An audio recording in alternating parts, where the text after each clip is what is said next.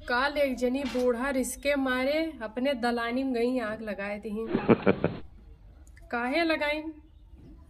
हमरे लोग काल बैठी कौड़ा तापत रहन। जाड़ बहुत है भाई, बैठी कौड़ा सभे तापा जात रहा आरी बगल के।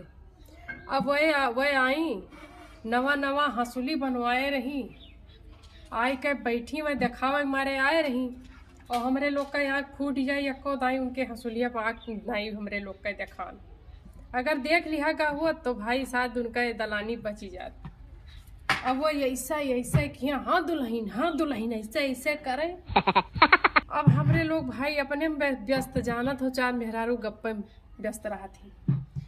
अब जस वह गई भैया रिस्के मारे गई अपने दलानी में आग लगाई थी। अब आग लगाई गांव भर हल्ला भाई, उनके दलनिये जेरी गए। हमरे लोग गए देखे। जब देखे गए तब तक बर बुताए मतलब शांत हो गए। तब एक जनी जो हमरे सथवा रही ते बूढ़ा ऐसा करे रोए। तब भाई जब यस करे रोए तो उनके हंसुलिया आँख देखान। तब बगलिया जे रही ते कहीं वो बूढ़ा ये हंसुलिया कहाँ से बनवायो?